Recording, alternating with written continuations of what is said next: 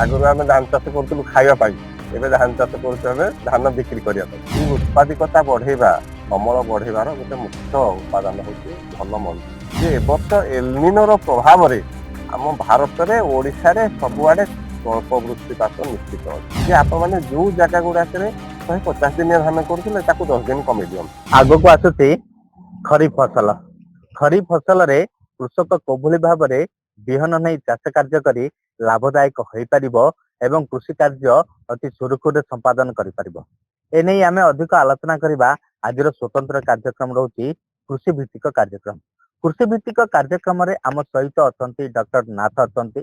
Doctor ନାଥ ସାର୍ଙ୍କୁ ଆମେ ସ୍ୱାଗତ କରିବା ସହିତ ତାଙ୍କ ଠାରୁ ଆମେ ଜାଣିପାରିବା ଯେ ପ୍ରକୃତରେ କୃଷକଟି କେଉଁ ଧାନ ବିହନକୁ ନେଇ କୃଷି କାର୍ଯ୍ୟ କରିବ ଏବଂ ଲାଭଦାୟକ ହେବ।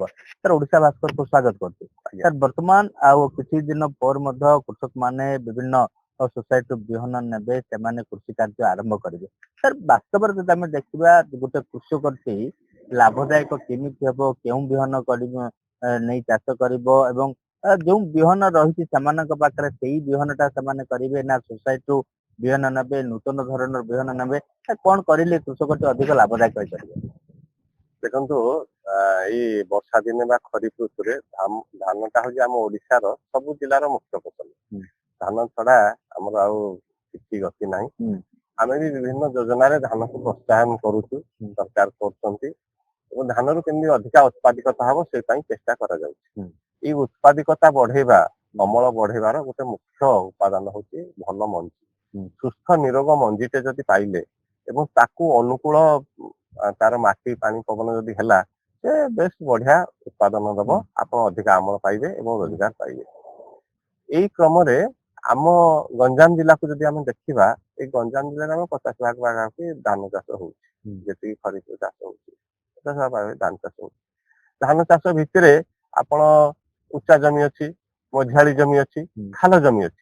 3 ପ୍ରକାର ଜମି ଅଛି। ସେଥିରେ 3 ପ୍ରକାର ଅଲଗା ଅଲଗା ଟାଇପର ବିହନ ଅଛି। ସେଥିପାଇଁ ବୈଜ୍ଞାନିକ ମାନେ ଉଚ୍ଚା ଜମି ପାଇଁ ଅଲଗା ବିହନ ବାହାର କରିଛନ୍ତି, ମଝିଆଳି ପାଇଁ ଅଲଗା କିସମ ବିହନ ବାହାର କରିଛନ୍ତି ଏବଂ ଖାଲ ଜମି ପାଇଁ ଯୋଉଠି ପାଣି ରହୁଛି ତା ପାଇଁ ଅଲଗା କିସମ ବାହାର କରିଛନ୍ତି। ସେଇଟାକୁ ଆମେ ଡ୍ୟୁରେସନ ହିସାବରେ କହୁ ଯେ, ମନେ କରନ୍ତୁ ଉଚ୍ଚା ଜମି, ଆପଣ ସେଥିରେ 110-20 ଦିନ ଭିତର ପର୍ଯ୍ୟନ୍ତ ବିହନ ଚାଷ କଲେ ଚଳିବ। ତାପରେ ମଝିଆଳି ହେଇଗଲା, ସିଏ ଆପଣଙ୍କର 140-45 ଦିନ ପର୍ଯ୍ୟନ୍ତ ଚାଷ କଲେ ଚଳିବ। ତାପରକୁ ଯୋଉଗୁଡା ଯୋଉଥିରେ ଆମର ଅଧିକା ଦରକାର। ଏବେ କଥା ଆସିଲା ଯେ କୋଉ ବିହନଟା କୋଉ ଜାଗାରେ କରିବା, ସେଇଟା ପ୍ରଥମ ପ୍ରସଙ୍ଗ। ତେଣୁ ଆମେ ସେଇ ଅନୁସାରେ କିସମଟା ନିର୍ବାଚନ କରିବା ଯୋଉଟା ସେଇ ଜମି ପାଇଁ ପ୍ରଯୁଜ୍ୟ ହୋଇଥିବ। ସେଇ ଜମିରେ ସେତିକି ଜଳସେଚନର ସୁବିଧା ଥାଉ ବା ପାଣିର ଅଲଗା ସୁବିଧା ଥାଉ, ସେଇଭଳିଆ ଥିଲେ ସେଇଟା ତାକୁ ପ୍ରଯୁଜ୍ୟ ହବ। ଏଇ ବର୍ଷର ଯୋଉ ପାଣିପାଗ ଆପଣ ମାନେ ସମସ୍ତେ ଜାଣିଛନ୍ତି, ଭାରତୀୟ ପାଣିପାଗ ବିଭାଗ ହଉ ବା ଓଡ଼ିଶା କୃଷି ଓ ବୈଷୟିକ ବିଶ୍ୱବିଦ୍ୟାଳୟ ହଉ, ଆମେ ସମସ୍ତେ ବାର୍ତ୍ତା ଦେଇ ସାରିଛୁ ଯେ ଏ ବର୍ଷ ଏଲନିନୋର ପ୍ରଭାବରେ ଆମ ଭାରତରେ, ଓଡ଼ିଶାରେ ସବୁଆଡେ ସ୍ୱଳ୍ପ ବୃଷ୍ଟିପାତ ନିଶ୍ଚିତ ଅଛି। ଏବଂ ବୃଷ୍ଟିପାତ ଏଇଭଳିଆ ଅଛି ଯେ କୁହାହଉଛି ଯେ 10% ପର୍ଯ୍ୟନ୍ତ ବୃଷ୍ଟିପାତ କମି ଯାଇପାରେ। ତେଣୁ ଚାଷୀ ମାନେ ସାବଧାନ ରହିବା ଆବଶ୍ୟକ। ଏଇଥିପାଇଁ ଯେ ପାଣି ହେଲେ ହିଁ ଧାନ ଚାଷ କରିବା। ତେଣୁ ଯଦି ଠିକ ସମୟରେ ପାଣି ନହବ, ଆମର ତ ସବୁ ଜାଗା ଜଳସେଚନ ବି ନାହିଁ। ତେଣୁ ଚାଷୀ ମାନେ ସେଇ ଅନୁସାରେ ନିଜର ସୁବିଧା ଦେଖି କୋଉଠି କେମିତି ହବ ସେ ବିଷୟ ଚିନ୍ତା କରିବା ଦରକାର। ତେଣୁ ଯଦି ଗଞ୍ଜାମ ଜିଲ୍ଲା କଥା ଚିନ୍ତା କରିବା, ଆମେ ଗଞ୍ଜାମ ଜିଲ୍ଲାରେ ଯଦି ବର୍ଷା ଠିକରେ ନହବ କେମିତି ଲୋକ ଚାଷ କରିବେ? ତେଣୁ ଆମେ ଭାବିଛୁ ଚାଷୀ ମାନଙ୍କୁ ଏଥର ଏଇଆ ଉପଦେଶ ଦିଆଯାଉଛି ଯେ ଆପଣମାନେ ଯୋଉ ଜାଗା ଗୁଡାକରେ 150 ଦିନିଆ ଧାନ କରୁଥିଲେ ତାକୁ 10 ଦିନ କମେଇ ଦିଅନ୍ତୁ, 140 ଦିନିଆ ଧାନ କରନ୍ତୁ। ଯୋଉଠି ମଝିଆଳି 135 ଦିନିଆ ଚାଷ କରୁଥିଲେ, ମନେ କରନ୍ତୁ ଆପଣ ସ୍ୱର୍ଣ୍ଣ ଚାଷ କରୁଥିଲେ, ଆପଣ ସେଟା ଲଲାଟକୁ ନେଇ ଆସନ୍ତୁ, 10 ଦିନ କମେଇ ଦିଅନ୍ତୁ। ତା ଦ୍ଵାରା କଣ ହବ, ଆପଣ ଯୋଉ ଶେଷ ବେଳକୁ ଯୋଉ ପାଣିର ଅସୁବିଧାଟା ହୁଏ, ଯୋଉଥିପାଇଁ ଆମର ଅମଳ କମିଯାଏ ପ୍ରଭୁତ ଭାବରେ ଏବଂ ଧାନ ଅଗାଡି ହେଇଯାଏ, ସେଇଟାକୁ ଆପଣ ଟିକେ କଣ୍ଟ୍ରୋଲ କରିପାରିବେ, ମ୍ୟାନେଜ କରିପାରିବେ, ତାକୁ ନିଜ ଅଧୀନକୁ ଆଣିପାରିବେ। ସାର୍, ଆଉ ଗୋଟେ କଥା ମୁଁ ଏତେ ସ୍ପଷ୍ଟ କରିବାକୁ ଚାହୁଁଛି, ଯେତେବେଳେ କୃଷକଟି ବିହନ ଆଣୁଛି, ବିହନ ବୁଲିବା ଚାଷ ମଧ୍ୟ କରୁଛି, କିନ୍ତୁ ପରବର୍ତ୍ତୀ ସମୟରେ ଯେତେବେଳେ ଶସ୍ୟ ଉତ୍ପାଦନ କରୁଛି, ସେ ସମ୍ପୂର୍ଣ୍ଣ ଚାଷ ମଧ୍ୟ ନଷ୍ଟ ହେଇଯାଉଛି। ସେ ବିହନର କିଛି ଦୁର୍ଗୁଣ ରହୁଛି ନା କିଛି ଚାଷ କରିବାର ପ୍ରଣାଳୀଟା କିଛି ଭ୍ରମ ସୃଷ୍ଟି କରୁଛି? ନାଇଁ, ସେଟା ଆପଣ ଯାହା କହିଲେ ଦିଟା ଯାକ ଠିକ। କିନ୍ତୁ ଆମେ ଚାଷୀ ମାନଙ୍କୁ ସବୁବେଳେ କହୁଛୁ ଆପଣ ପ୍ରାମାଣିକ ବିହନ କିଣନ୍ତୁ। ହୁଁ। ଆମର ଆପଣ ଜାଣିଛନ୍ତି ମୁଖ୍ୟତଃ 3-4 ପ୍ରକାର କିସମର ବିହନ ପ୍ରକାର ମିଳୁଛି, ଯେମିତିକି ବ୍ରିଡର ସିଡ୍ ବୈଜ୍ଞାନିକ ମାନଙ୍କ ଦ୍ଵାରା, ଫାଉଣ୍ଡେସନ ସିଡ୍ ଆମେ କୃଷି ବିଜ୍ଞାନ କେନ୍ଦ୍ରରେ ଫାଉଣ୍ଡେସନ ସିଡ୍ ଏଠି ତିଆରି କରୁଛୁ। ଏ ଫାଉଣ୍ଡେସନ ସିଡ୍ ନେଇକି ଗ୍ରୋଅର ମାନେ ସାର୍ଟିଫାଏଡ ବା ପ୍ରାମାଣିକ ବିହନ ତିଆରି କରୁଛନ୍ତି। ଏ ପ୍ରାମାଣିକ ବିହନ ଯଦି ଚାଷୀ ନବ, ୟାର ଯେତେବେଳେ ସରକାରଙ୍କର ଗୋଟେ ସଂସ୍ଥା ଅଛି ଯିଏ ତାକୁ ପ୍ରମାଣ କରୁଛି ଯେ ଏଟାରେ ଭଲ ଜର୍ମିନେସନ ହବ, ଏଥିରେ ରୋଗ ପୋକ ବେଶୀ ନାହିଁ, ଏଥିରେ ବେଶୀ ଇଆଡୁ ସିଆଡୁ ମିଶି ନାହିଁ, ତାର ଗୋଟେ ସ୍ୱତନ୍ତ୍ର ଭାଗ ମାପ ଅଛି, ପରସେଣ୍ଟେଜ ଅଛି। ସେଇଟା ଯଦି କ୍ରସ୍ ନ କରି ପାରିଲା ତାହେଲେ ସେଟା ବିହନ ଭାବରେ ପରିଗଣିତ ନୁହଁ। ତେଣୁ ଆମେ ସେଇଭଳିଆ ବିହନକୁ ନବା ଯୋଉଟା ଆପଣଙ୍କର ପ୍ରାଇମେରୀ ଏଗ୍ରିକଲଚରାଲ କୋଅପରେଟିଭ ସୋସାଇଟି, ଯୋଉଟା SCS କହୁଛି, ସେବା ସମବାୟ ସମିତି ହଉ, ଲ୍ୟାମ୍ପସ ହଉ, ସରକାର ଏବେ ସେଥିରେ ଯୋଗେଇ ଦଉଛନ୍ତି। ସେଥିରେ ଆମର ବିଭିନ୍ନ ଫାର୍ମରୁ ଏବଂ କିଛି ଆଗୁଆ ଚାଷୀ ମଧ୍ୟ ପ୍ରାମାଣିକ ବିହନ ଦଉଛନ୍ତି। ତେଣୁ ଚାଷୀ ମାନଙ୍କୁ ମୋର ଅନୁରୋଧ, ସବୁବେଳେ ପ୍ରାମାଣିକ ବିହନ ବ୍ୟବହାର କରିବେ। ଏ ପ୍ରାମାଣିକ ବିହନ ବ୍ୟବହାର କଲେ ଆପଣଙ୍କର ଏଇ ଯୋଉ କୋଶ୍ଚିନ୍ ସବୁ ଆପଣ ପଚାରିଲେ, ଗଜା ହଉନି ବା ଯାହା ଯାହା ଅସୁବିଧା ହଉଛି, ସେ ସବୁ ହବାର ଚାନ୍ସ ବହୁତ କମ, ବହୁତ ବହୁତ ବହୁତ କମ। ସାର୍ ଏଇଠୁ ଆଉ ଗୋଟେ କଥା ମଧ୍ୟ ସ୍ପଷ୍ଟ ଭାବରେ କହିବା ପାଇଁ ଚାହିଁବି, ଏ କୃଷକଟି ସବୁବେଳେ ଲାଭଦାୟକ, କେମିତି କମ ଦିନ ଭିତରେ ସେ ଅଧିକ ଶସ୍ୟ ଉତ୍ପାଦନ କରିବ। ବର୍ତ୍ତମାନ କୃଷକଟି କେଉଁ ଧାନ ରୋପଣ କରିବା ଦ୍ଵାରା କମ ସମୟରେ ଅଧିକ ଲାଭବାନ ହବ? ବର୍ତ୍ତମାନ ତ ମଣ୍ଡିକୁ ସେମାନେ ଧାନ ଦଉଛନ୍ତି, ଖାଇବା ପ୍ରଯୋଜ୍ୟ ଖାଇବା ପାଇଁ ରଖୁଛନ୍ତି, କିନ୍ତୁ ସେମାନେ ଲାଭଦାୟକ କରିବା ପାଇଁ କହୁଛନ୍ତି। କେଉଁ ଚାଷ କରିଲେ ମାପର ଓଜନ ଆସିବ, ସେମାନଙ୍କୁ 2 ପଇସା ମଧ୍ୟ ଲାଭବାନ ହୋଇପାରିବ କୃଷକ? ଏଇଟା ଗୋଟେ ଭଲ କ୍ରିଟିକାଲ କ୍ୱେଶ୍ଚିନ୍ ଆପଣ ପଚାରିଲେ। ଆଗରୁ ଆମେ ଧାନ ଚାଷ କରୁଥିଲୁ ଖାଇବା ପାଇଁ, ଏବେ ଧାନ ଚାଷ କରୁଛୁ ଆମେ ଧାନ ବିକ୍ରି କରିବା ପାଇଁ। ସରକାର ବି ଆମର 800 ଟଙ୍କା ଏକ୍ସଟ୍ରା ଯୋଉ ଦେଲେ ଆପଣଙ୍କୁ ଇନପୁଟ ସବସିଡି, ୟା ଦ୍ୱାରା ଚାଷୀ ମାନେ ଆହୁରି ଉତ୍ସାହିତ ହେଇକି ଅଧିକା ଧାନ ଚାଷ କରୁଛନ୍ତି। ତେଣୁ ଧାନ ଚାଷ କରିବାର ବହୁତ ଗୋଟେ ବଡ ଉଦ୍ଦେଶ୍ୟ ହଉଛି ଆମେ କେମିତି ମିଲକୁ ଦବା ଏବଂ 2 ପଇସା ରୋଜଗାର କଲେ ଘର ଚଳିବ, ଆର୍ଥିକ ସ୍ୱାବଲମ୍ବନତା ବଢିବ। ତେଣୁ ଏଇ କିସମ ମାନଙ୍କ ଭିତରେ ଆମ ଗଞ୍ଜାମ ଜିଲ୍ଲାରେ ଯୋଉ ଧାନ ଚାଷ ପ୍ରାୟ କରୁଛନ୍ତି, ସେଗୁଡା ସବୁ ସରୁ ଧାନ ଆଜ୍ଞା। ସେଟାର ଓଜନ ବେଶୀ ଉଠେନି। ଆପଣ ମାନେ ସମସ୍ତେ ଜାଣିଥିବେ, ଚାଷୀ ମାନେ ବା ଆପଣ ମାନେ ସମସ୍ତେ, ଯେ ଗଞ୍ଜାମ ଜିଲ୍ଲାରେ ଯୋଉ ଚାଷ ଗୁଡା କରୁଛନ୍ତି, ଯୋଉ MTU 1220 ହଉ ବା MTU ସେ ଯୋଉ 1000 ଆପଣଙ୍କର 61 ହଉ, ଏଗୁଡାକ ସବୁ ସରୁ ଧାନ, ଯେତେ ଧାନ, କାରଣ ଏଠିକାର ଲୋକ ସରୁ ଧାନ ଖାଇବାକୁ ଭଲ ପାଆନ୍ତି। ତେଣୁ ସେମାନେ ସେଇ ଚାଷଟାକୁ କରନ୍ତି। ଏବେ ଯେତେ ପରିବର୍ତ୍ତିତ ପରିସ୍ଥିତିରେ ଆମେ ଧାନକୁ ମଣ୍ଡିକୁ ନବା ବା ଧାନକୁ ବିକ୍ରି କରିବା, ତାମାନେ ଧାନଟା ଓଜନିଆ ହେଇଥିଲେ ସେଟା ଭଲ ହବ। ଦେଖନ୍ତୁ ବହୁତ ଜାଗାରେ ଚାଷୀ ସେଇଥିପାଇଁ କଳା ଚମ୍ପା ପ୍ରିଫର କରୁଛନ୍ତି। କଳା ଚମ୍ପା ଆଜି ତାଙ୍କର ପ୍ରଥମ ପସନ୍ଦ ଧାନ ରହିଛି। ତେଣୁ କଳା ଚମ୍ପା ବା ଅଲଗା ବହୁତ ଗୁଡେ ଧାନ ରହିଛି। ଆମର CRR ବି ଯୋଉ CR 803 ବାହାରୁଛି, ଯେତେ ଧାନ ଅଛି ସେମାନେ ସବୁ ମୋଟା ଧାନ। ଆଗରୁ ଯୋଉ ପୂଜା ଧାନ ବାହାରିଥିଲା, ଇଭେନ ସ୍ୱର୍ଣ୍ଣ ଧାନ ବି ଆଗରୁ ବହୁତ ଦିନ ହେଲା ଚାଲିଥିଲା, ସେଇ ଧାନ ସବୁ, ସେଗୁଡାକ ହଉଛି ଆପଣଙ୍କର ଅଧିକ ଅମଳକ୍ଷମ, ତା ସାଙ୍ଗରେ ଓଜନିଆ ବି ରହୁଛି। ସେଥିପାଇଁ ଚାଷୀ ତାକୁ ବହୁତ ଭାବରେ ଆଗ୍ରହ କରୁଛନ୍ତି ତାକୁ କରିବା ପାଇଁ। ଚାଷୀ ଜାଣିଗଲେଣି।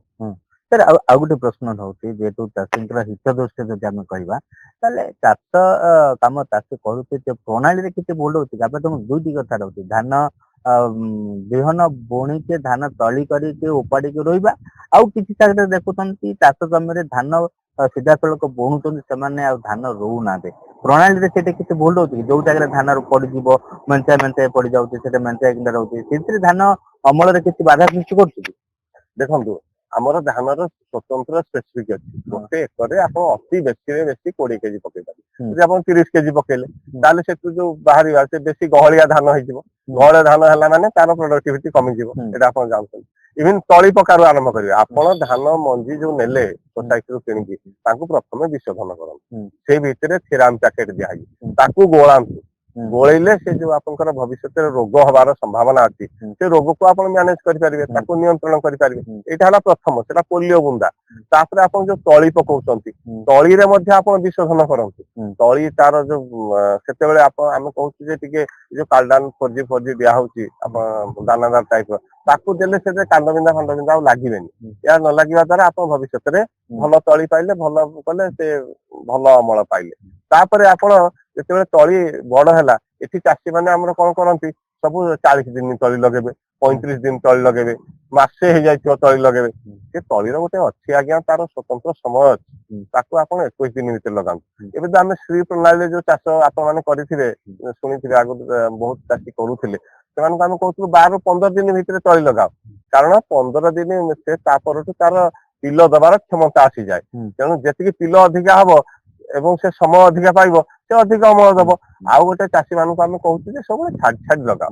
ଆଉ ଯେତେ ଯୋଉ 3ଟା ଲେଖା ତଳି ପୋତୁଛ ବା ଯାହା ପୋତୁଛ, ଯଦି ଆପଣ ବୁଢା ତଳି ଲଗାଉଛନ୍ତି ସେ ଅଲଗା କଥା। ଯଦି ଆପଣ ଠିକ ସମୟରେ ତଳି ଲଗେଇବେ, 21 ଦିନ ଭିତରେ ଲଗେଇଲେ, 15 ଦିନ ଆଡକୁ ଆହୁରି ପଛେଇଦେଲେ 15-18 ଦିନରେ ଲଗେଇଲେ, ଆପଣ ନିଶ୍ଚିତ ଅଧିକ ଅମଳ ପାଇବେ। ଏବଂ ତା ସାଙ୍ଗରେ ଆପଣ ବେଶୀ ତଳି ଏକାଠି ପକେଇଲେ ତାର କିଛି ଲାଭ ନାହିଁ। ବରଂ ଶ୍ରୀ ମେଥଡରେ ଯେମିତି ଗୋଟିଏ ଗୋଟିଏ ତଳି ଆପଣ ରହୁଥିଲେ, ସେଭଳିଆ ଗୋଟିଏ 2ଟା ଲେଖା ରୁହନ୍ତୁ। ଆପଣ ନିଶ୍ଚିତ ତାର ସ୍ପେସ ମ୍ୟାନେଜମେଣ୍ଟ କରିବେ, ଛାଡି ଛାଡିକି ଲଗେଇବେ। ତେଣୁ ତା ଭିତରେ ଲାଇଟ୍ ଏୟାର ଆସିବ। ଏଇ ଯୋଉ BPH ଆପଣଙ୍କର ଚକଡା ପୋକ ଲାଗୁଛି, ତାର ମୁଖ୍ୟ ଉଦ୍ଦେଶ୍ୟ ଏଇଆ, ଚାଷୀ ଗହଳିଆ ଧାନ କରିଦଉଛି। ବହୁତ ପରିମାଣର ଧାନ ଯେତେବେଳେ ଗଛ ଲାଗି ଯାଉଛି ତା ଭିତରକୁ ଲାଇଟ୍ ଏୟାର ପଶି ପାରୁନି, ତେଣୁ ସନ୍ତସନ୍ତିଆ ରହୁଛି। ତେଣୁ ଚକଡା ପୋକ ଲାଗୁଛନ୍ତି, ଠିକ ଧାନ ଅମଳ କଲା ବେଳକୁ ଚକଡା ପୋକ ଲାଗିଯାଉଛି, ଆପଣଙ୍କ ଧାନ ପୁରା ନଷ୍ଟ ହେଇଯାଉଛି। ତେଣୁ ସେଇ ବିଷୟ ଗୁଡାକରେ ଆପଣଙ୍କୁ ସଚେତନ ରହିବାକୁ ପଡିବ। ତେଣୁ ଆରମ୍ଭରୁ ତଳିକୁ ଠିକ ରଖିବେ। ତଳିକୁ ଯଦି ପାରୁଛନ୍ତି ବିଶୋଧନ କରିପାରିବେ ଆପଣ, ତେଣୁ ମଞ୍ଜିକୁ ବିଶୋଧନ କରନ୍ତୁ, ତାପରେ ତଳି ଠିକରେ କରନ୍ତୁ। ତଳି ଠିକ ସମୟରେ ନିଅନ୍ତୁ, ଉଠେଇକି ନିଅନ୍ତୁ, ତାକୁ ଠିକ ସମୟରେ ପଡଲିଂ କରି ଲଗାନ୍ତୁ। ଆଉ ଗୋଟେ କଥା ଆଜି ଚାଷୀ ଭାଇ ମାନଙ୍କୁ କହିବାକୁ ଚାହୁଁଛି, ଆପଣ ମାନେ ଜାଣି ଖୁସି ହେବେ। ଏ ବର୍ଷ ତ ଆପଣ ଶୁଣୁଛନ୍ତି ଚାରିଆଡେ କେମିତି ହାହାକାର ଚାଲିଛି ଆପଣଙ୍କର ସେ ଯୋଉ ଦୁବାଇ ଅଞ୍ଚଳ ବା ଆପଣ ମଧ୍ୟପ୍ରାଚ୍ୟ ଯୋଉଟା କୁହାଉଛି, ସେ ଅଞ୍ଚଳରେ ଯୋଉ କଣ ଲାଗିଛି, ଯୁଦ୍ଧର ଘନଘଟା ଲାଗିଛି। ପେଟ୍ରୋଲିୟମ ଜାତ ଗ୍ୟାସ ଜାତୀୟ ସବୁ ଅବସ୍ଥା ଅସୁବିଧା ଅଛି। ତେଣୁ ଆମର ଯେ ସାର ସବୁ ସେଇଥିରୁ ତିଆରି ହଉଛି। ତେଣୁ ସାରର ଅବସ୍ଥା କଣ ହବ ଆମେ କହିପାରିବାନି। ତେଣୁ ଏ ବର୍ଷ ସରକାର ବହୁ ପରିମାଣରେ ଧଣିଚା ମଞ୍ଜି ଯୋଗେଇ ଦେଇଛି ଚାଷୀ ମାନଙ୍କୁ। ଆପଣ ମାନେ ଧଣିଚା ମଞ୍ଜିକୁ ପକାନ୍ତୁ। ଅତି କମ ରେ ଯେତେବେଳେ ଧାନ ରହିବେ ତା ମାସେ ଆଗରୁ ଫୋପାଡ଼ି ଦିଅନ୍ତୁ। କିଛି DAP କରିକି ପକେଇଦେଲେ ତ ସେ ବଢିଆ ବଢିଲା, ତାକୁ ଯେତେବେଳେ ଧାନ ରହିବେ ତା 3 ଦିନ ଆଗରୁ ତାକୁ ମାଟିରେ ମିଶେଇ ଦେବେ। ସିଏ କରିଦେଲେ ଆପଣ ହେକ୍ଟର ପିଛା 25 କେଜି ଆପଣ ୟୁରିଆ ପାଇଗଲେ। ତେଣୁ ଆପଣ ମାଟି ବି ଭଲ ରହିଲା, ଭଲ ଖାଦ୍ୟ ପାଇଲେ।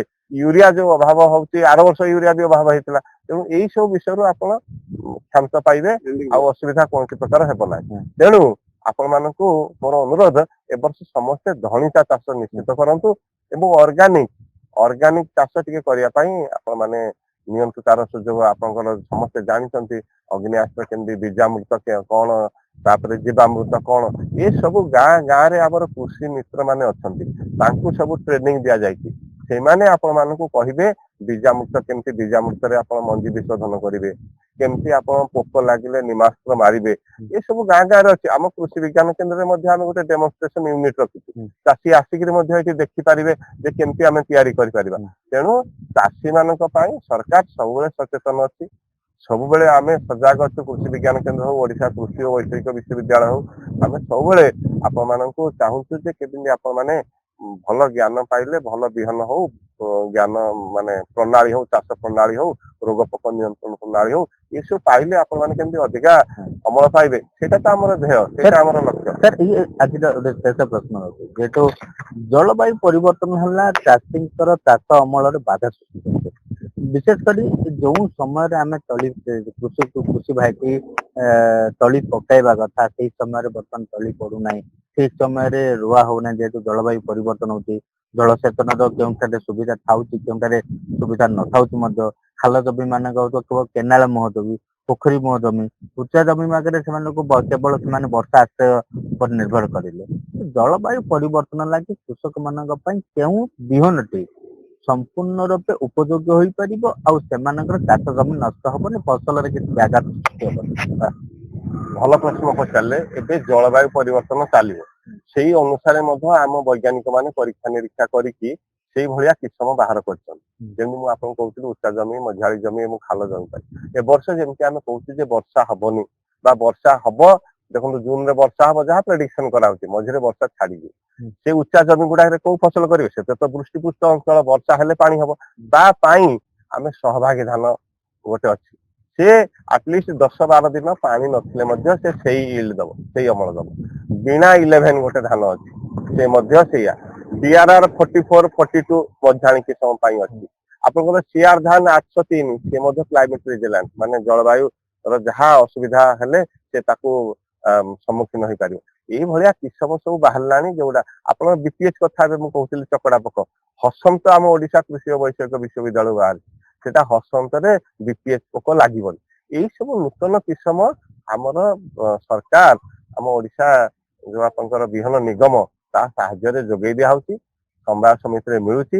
ଆପଣ ଏଇ ଯୋଉ ବିହନ ନାଁ ଗୁଡା ମୁଁ ସବୁ କହିଲି ଆପଣ ମାନେ ଯଦି ସେଇ ବିହନ ଯାଇକି ଆଣିବେ କିଣିକି ଆଣିବେ କଲେ ସେ ପ୍ରକାର ଅସୁବିଧାରୁ ଆପଣ ନିଶ୍ଚିତ ଦୂର କରିପାରିବେ କିଛି ଅସୁବିଧା ନାହିଁ। ଯାହାକି ମଧ୍ୟ ଆମେ ଆଲୋଚନା କରିଲେ ଡକ୍ଟର ନାଥ ସାରଙ୍କ ସହିତ ଆମେ ଆଲୋଚନା କରିଛନ୍ତି ଯେହେତୁ କୃଷକଟି କେଉଁ ଧାନ ରୋପଣ କରିବା ଦ୍ୱାରା ବିହନ କେମିତି ଅଣାଯିବ ବିହନକୁ ସଂଶୋଧନ କେମିତି କରାଯିବ এই ସମ୍ପୂର୍ଣ୍ଣ କରିବା ଦ୍ୱାରା ସେ କେମିତି ଲାଭଦାୟକ ହୋଇପାରିବ। ଲାଭଦାୟକ କୃଷକ ସବୁବେଳେ ଚିନ୍ତା ଲାଭଦାୟକ ପାଇଁ କୃଷକ ମାନେ ସବୁବେଳେ ଚିନ୍ତାଧାନ କରୁଛନ୍ତି ଯେହେତୁ ମଣ୍ଡିକୁ ଧାନ ଯାଉଛି ବିଶେଷ କରି ଖାଇବା ଧାନ ନ କରି ସେମାନେ ମଣ୍ଡିକୁ କେମିତି ଅଧିକ ଧାନ ଦିଆଯିବ ଧାନର ମାପ କେମିତି ଆସିବ ଓଜନ କେମିତି ଆସିବ ସେଥିପ୍ରତି ଧ୍ୟାନ ମଧ୍ୟ ଦଉଛନ୍ତି। ବିଶେଷ କରି ଜଳବାୟୁ ପରିବର୍ତ୍ତନ କୃଷକଟି କେମିତି ସଚେତନତା ହବ କେଉଁ ସମୟରେ ସେ ରୋପଣ କରିବ କେମିତି ତଳି ବୁଣିବ ତଳି ରୋଇବ କେମିତି କେତେ ହେକ୍ଟରକୁ ପିଛା ବା ଏକର ପିଛା କେତେ ବିହନ ଦରକାର এই ସମ୍ପୂର୍ଣ୍ଣ ତଥ୍ୟ ମଧ୍ୟ ଯାହାକି ଆମର ବୈଜ୍ଞାନିକ ନାଥ ସାର୍ ରଖିଛନ୍ତି ଯାହାକି ଆମେ ସମ୍ପୂର୍ଣ୍ଣ ରୂପେ ଆଲୋଚନା ମଧ୍ୟ କରିଲେ। ଗଞ୍ଜାମ ବୁଲନ୍ଦରାରୁ କିରଣ କୁମାର ମିଶ୍ର ଓଡ଼ିଶା ଭାସ୍କର। ମନ କହୁଛି କିଛି ନୂଆ କରିବା ପାଇଁ ହେଲେ ପାଖରେ ସମ୍ବଳ ନାହିଁ ତେବେ ବ୍ୟସ୍ତ ହୁଅନ୍ତୁ ନାହିଁ ମଧୁଲିକା ଏଣ୍ଟରପ୍ରାଇଜେସ୍ ଏବେ ବୁଝିବ ଆପଣଙ୍କ ମନ କଥା। କ୍ଷୁଦ୍ର ଶିଳ୍ପ ଠାରୁ ନେଇ ମଧ୍ୟମ ଶିଳ୍ପ ପାଇଁ ସୁଲଭ ମୂଲ୍ୟରେ ଯୋଗାଇ ଦେବ ସମସ୍ତ ପ୍ରକାର ମେସିନ ଓ ର ମ୍ୟାଟେରିଆଲ ଯାହାକୁ ନେଇ ଆପଣ ସହଜରେ ଆରମ୍ଭ କରିପାରିବେ ନୂଆ ଏକ ବ୍ୟବସାୟ। ଅଧିକ ଜାଣିବା ପାଇଁ ଆଜି ହିଁ କଲ୍ କରନ୍ତୁ